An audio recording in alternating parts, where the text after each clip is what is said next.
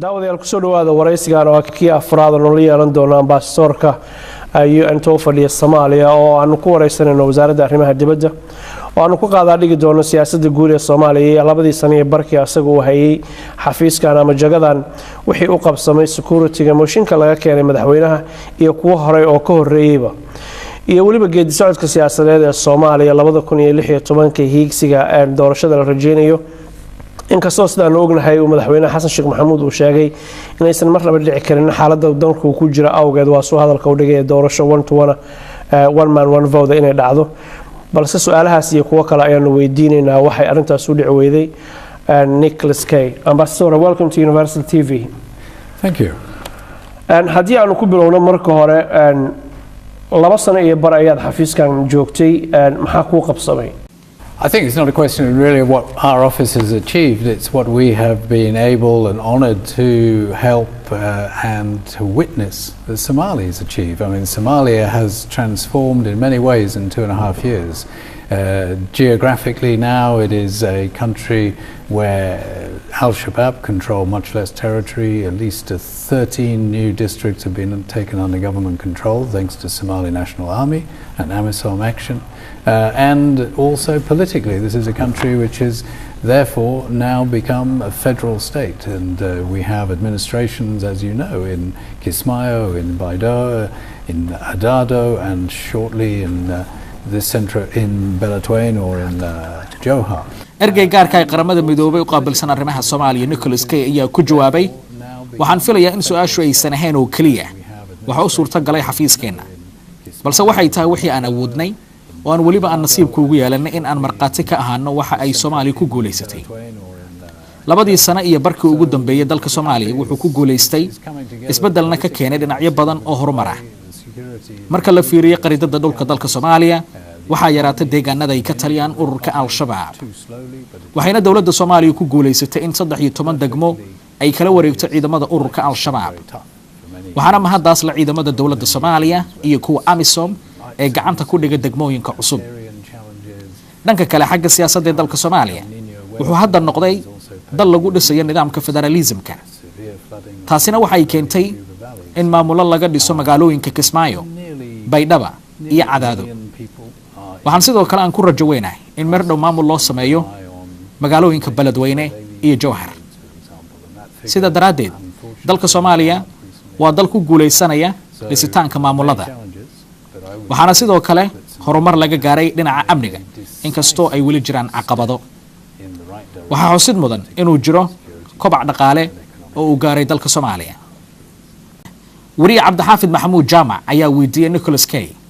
waxaad ka hadashay arrimaha amniga dalka Soomaaliya waxaan ognahay in amnigu uu yahay mid liita oo waliba ay ciidamada ururka Al-Shabaab ay weerar la beegsadeen saldhigyada ciidamada AMISOM ee jooga gudaha dalka Soomaaliya qaar ka mid ah ciidamada AMISOM ayaa lagu laayay halka qaarna lagu dhaawacay marka sidee ayaad u leedahay horumar ayaa ka jira xagga amniga dalka Soomaaliya The security, as I said, is still challenging and they're far from sort of resolved. However, in terms of the presence of Al-Shabaab in some key towns and districts that they used to control and they used to be able to extort taxes and other sort of economic activities, that has gone. And their freedom of maneuver, their ability to have large training camps. ergey gaarka ee qaramada midoobay u qaabilsan arrimaha Soomaaliya Nicholas K ayaa ku jawaabay sidaan horey buu iri waa ay jiraan caqabado xagga amniga balse waxa xaqiiqo ah in deegaano iyo magaalooyin muhiim ah oo ay ka talin jireen ururka Al-Shabaab in laga saaray waliba magaalooyinkaas waxa ay ka qaadi jireen canshuuro iyo dhaqaale gaar ah oo ay ku howlgali jireen balse maanta arrimahaas oo dhan ma jiraan waxa sidoo kale la baabi'iyay awoodii ururka Al-Shabaab ay ku lahaayeen xarumo waaweyn oo ay ku tababartaan oo ku yaalay Soomaaliya waxa sidoo kale la burburiyay awoodii ay ku mari jireen deegaano iyo magaalooyin kala duwan oo ka mid ah dalka Soomaaliya waliba waxa xusid mudan in xarumihii waaweynaa ee ay ku tababaran jireen ciidamada ururka Al-Shabaab in xarumahaas ay maanta degan yihiin ciidamada dawladda dalka Soomaaliya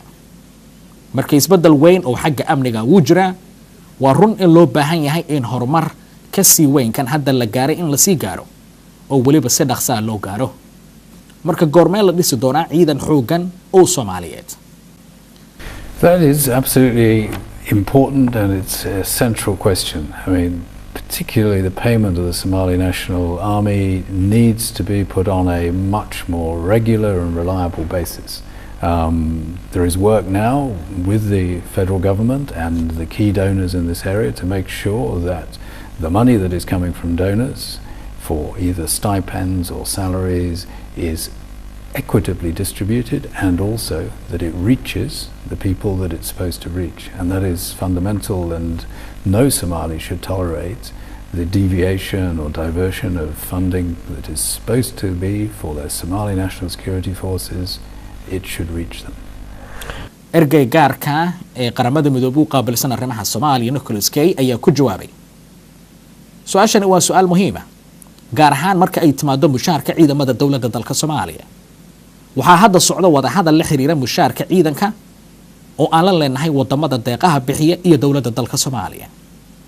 ulajeedada wada hadalkuna waa in dhaqaale iyo mushaar loo helo ciidanka Soomaaliya. dhaqaalahaasna uu noqdo mid loo qaybiyo si cadaalad ah uuna gaaro dadka loogu talagalay. wariye Cabdixaafid Maxamuud Jaamac oo wareysigiisa sii wata ayaa ergey gaarka ay qaramada midoobay u qaabilsan arrimaha dalka Soomaaliya Nicholas Kay ayuu weydiiyay haddii dhaqaalaha iyo mushaarku uusan gaarin ciidanka dawladda dalka Soomaaliya maxaa dhici doona. waxaan ognahay inay jiraan warbixino kala duwan oo dawladda Soomaaliya ku eedeynaya inay jiraan wax isdabamaris iyo musuqmaasuq. maxay u dhacday in aan wali wax laga qaban eedeymahaas? The Somali institutions, as you well know, are growing and are not yet very strong, robust institutions for accountability and for holding a light up and then prosecuting where necessary. It's improving.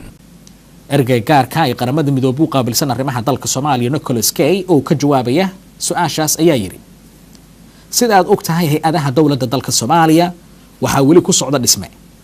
waadna ogtahay in hawsha dhismaha hay'adaha kala duwan ee dawladda dalka Soomaaliya inaysan wali xoogaysan. haddii la dhameystiro dhismaha hay'adaha dawladda waxaa sahlanaan doonta in la helo hay'ado ku shaqo leh ka hortagga musuqmaasuqa ama wax isdabamariska. waxaan sidoo kale sharciga lala tiigsan lahaa kuwa lagu helo musuqmaasuqa. waxaana xusid mudan in isbedel iyo horumar uu jiro oo ah xagga dhismaha hay'adaha. waxaan ognahay ciidamada African Unionka in ay gacan dil inay u geysteen dad fara badan oo Soomaaliya magaalada marka la yiraahdo iyo waliba baladweyne gaar ahaan ciidamada Ethiopia.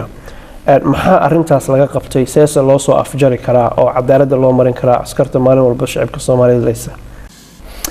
As you well know, the African Union is responsible for the African Union force, AMISOM. And like all multinational forces, the troop contributing countries within those forces is responsible for the conduct and discipline of their men and women. Now, when there are incidents of alleged human rights abuses and where there is a very clear case to answer, we as the United Nations assist where we can, and we encourage always the African Union to take measures, be it a board of inquiry, an investigation, criminal action. ergey gaarka ay qaramada midoobay u qaabilsan arrimaha dalka Soomaaliya Nicholas Kay ayaa ku jawaabay sida aad ogtahay midowga Afrika ayaa mas'uul ka ah ciidamada AMISOM. sida daraadeed wadan waliba uu kamid ah wadamada ay ciidamadiisu ka tirsan yihiin AMISOM wuxuu wadankaas uu mas'uul ka yahay ciidamadiisa. marka waxaa xusid mudan in markii ay dhacaan qaladaad ama eedeymo la xiriira ku xadgudubka arrimaha bini'aadanimada iyo waliba marka ay jiraan dambiyo cad oo la ogaado inaga oo ah qaramada midoobay waxa aan ku dhiirigelinaa wadanka la eedeeyay inuu baaritaan ku sameeyo dambiga ama eedeynta ka dhanka.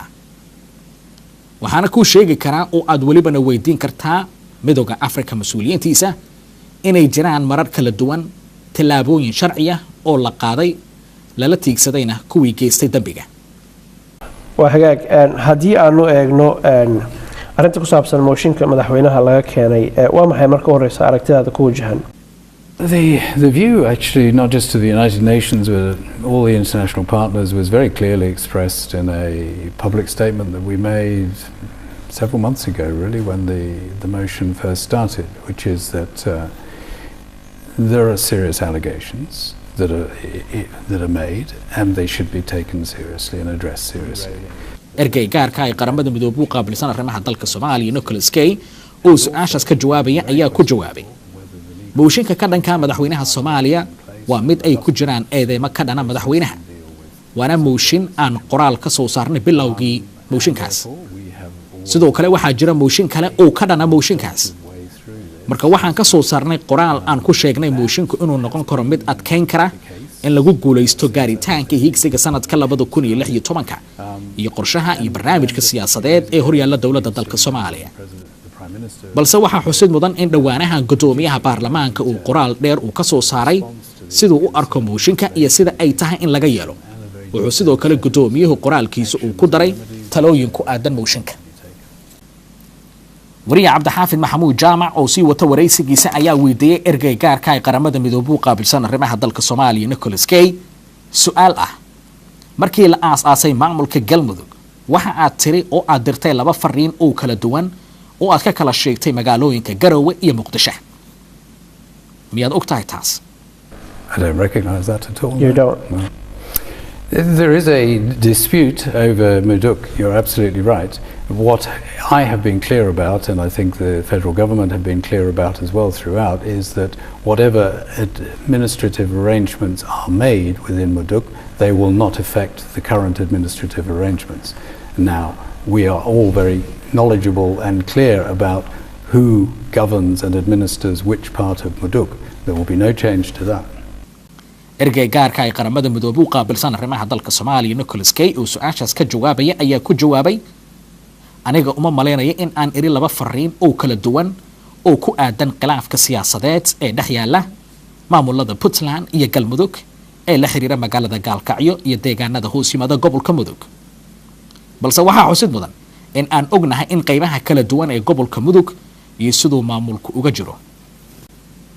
wariye cabdixaafid maxamuud jaamac oo su'aalihiisa sii wata ayaa weydiiyay ergey gaarka ay qaramada midoobay u qaabilsan arrimaha dalka Soomaaliya dhawaanahan waxaad sheegtay in maamul goboleedka kaliya ee dhiman in la dhiso inuu yahay in maamul loo sameeyo gobolada Hiiraan iyo Shabeellada Dhexe marka ka waran gobolada Sool iyo Sanaag Middle Shabelle and Hiran are the two that are left to be formed. Sol and Sanaag, as you well know, is a very complex issue where neither the entities in Somaliland nor Puntland agree about it. Neither do probably all the population within Sol and Sanaag agree either about what their destiny should be. Part of Somaliland, part of Puntland, an independent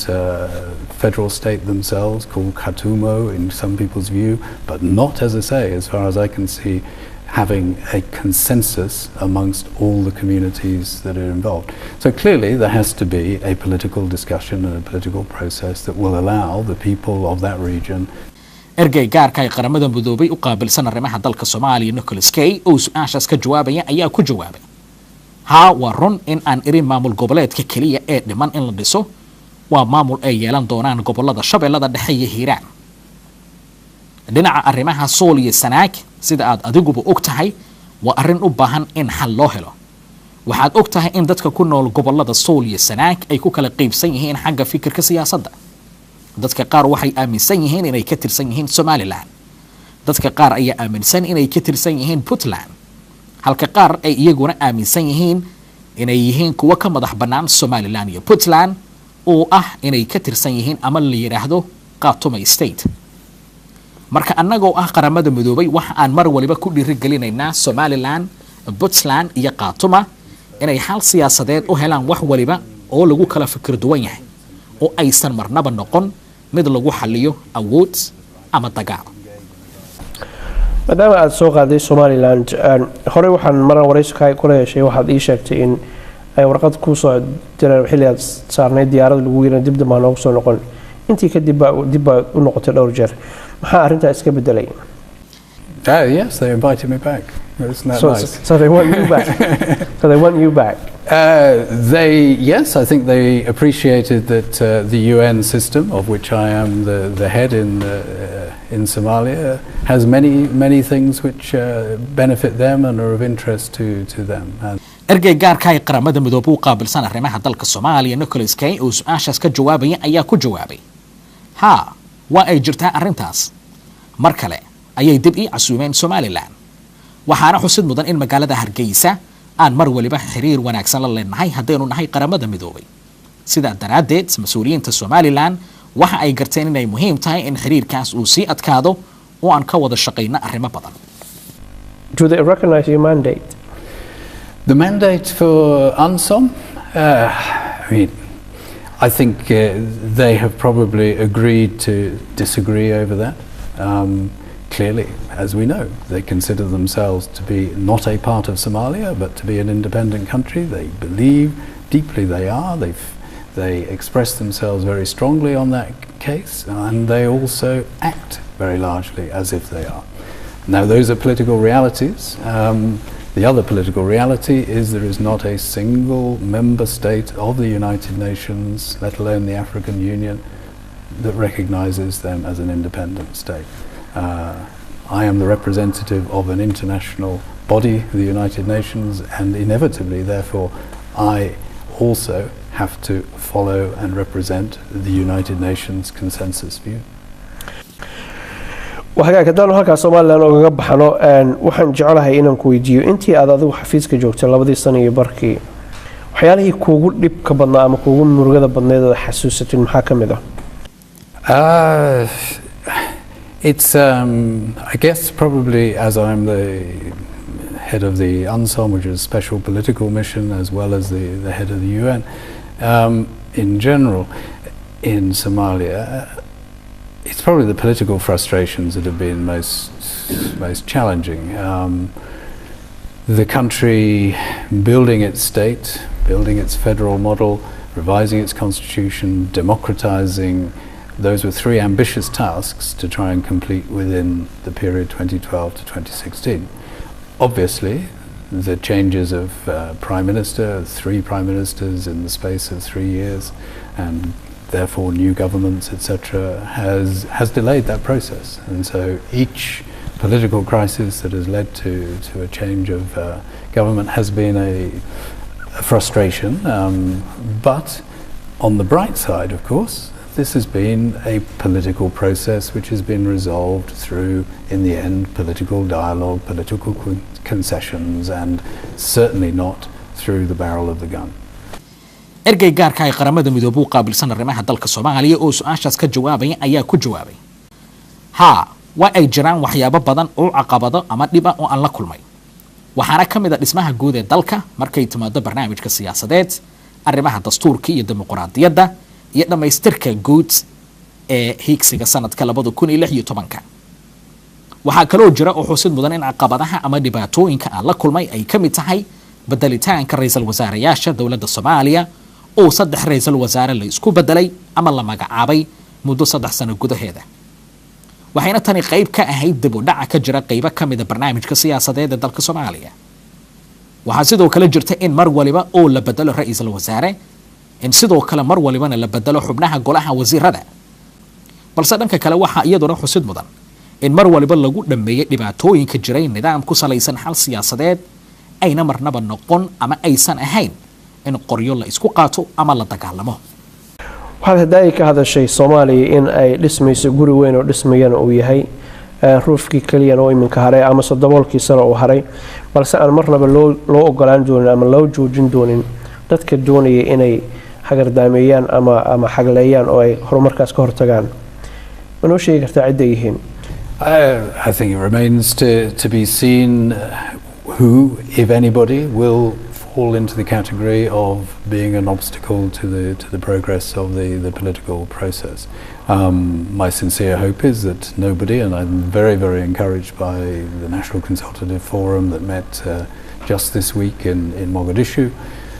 the great spirit of cooperation, of unity from all the representatives from all over Somalia, from each individual regional administration, federal member state. So I think that's a good start, and I think we need to sort of encourage that same spirit to continue. Yes, there will be differences of view, differences of opinion, and there will be harsh political dialogue and negotiation, I am sure, but as long as it is done in the spirit of trying to find the best thing in the national interest, not in the narrow individual interest of one group, I'm pretty confident that things will progress nicely. ergey gaarka ay qaramada midoobay u qaabilsan arrimaha dalka Soomaaliya Nicholas Kay oo su'aashaas ka jawaabay ayaa ku jawaabay waxaan filayaa in dadkaasi ay yihiin kuwa iyagu caqabada ku noqonaya barnaamijka siyaasadeed oo aanan marnaba rajaynayn inay dhacdo waxaana dhiirigelin ah in la sii diyaarinayo gudiyada doorashooyinka dalka si loogu guuleysto doorashada sanadka 2016 waxaa sidoo kale jirta in maamulada ka jira gudaha dalka Soomaaliya ay iyaguna qayb lixaad leh ama qayb muhiim ah ay ka yihiin nidaamka oo ay la shaqeynayaan dawladda dalka Soomaaliya taasina waxay tahay tallaabo hirgelinaysa in lagu guuleysto doorashooyinka sanadka 2016 waa run in ay jiri doonaan fikrado siyaasadeed oo kala duwan balse waxaa muhiim ah in laga wada shaqeeyo danta guud si looga gudbo dhibaatooyinka ka jira gudaha dalka Soomaaliya fikradaada markaan u eegno isleedahay dawladda Soomaaliya waxay ku guul dareysatay inay qabato wixii ugu muhiimsanaa marka security laga soo tago oo ahaa one man one vote in 2016. I'm not sure it's the Somali government in general. Somalis, whether it's within the regions, within the parliament, within the government, and potentially even wider than that, have not managed to achieve those three ambitious tasks that they set themselves back in 2012. And so I think they would probably all recognise that it's a disappointment, but nevertheless, looking at the positive side, and I think most Somalis are inclined to look at the positive side, that there is progress, much progress, security-wise, politically-wise, much more than over the previous sort of dozen or so years. That what is important now is that what happens in 2016 is a significant step forward from what happened in 2012, a more inclusive and enhanced legitimacy, as one of the guiding principles agreed at the National Consultative Forum says. So I think also one has to recognise that a rush into a one-person, one-vote election that was not properly prepared, either technically or potentially politically. ergey gaarka ay qaramada midoobay u qaabilsan arrimaha dalka Soomaaliya Nicholas Kay oo su'aashaas ka jawaabay ayaa ku jawaabay kaliya ma ahan dawladda Soomaaliya ee sidoo kale waxa xaqiiqo ah in maamulada ka jira gudaha dalka Soomaaliya iyo guud ahaanba dadka Soomaaliyeed inay tahay guul darro ay u wada siman yihiin waxayna ku guul dareysteen inay helaan codbixinta doorashada inay noqoto qof waliba iyo codkiisa marka waa hubaal in dhammaantood qaybaha kala duwan ee bulshada ay dareemi karaan niyadjabka ay arrintaasi keenayso laakiinse mar waliba waxaa xusid mudan in laga fiiriyo dhinaca horumarka iyo isbeddelka oo inta ugu badan dadka Soomaaliyeed ay dareemi karaan waxaana jirta in dadka Soomaaliyeed ay garan karaan isbeddelka iyo horumarka la gaaray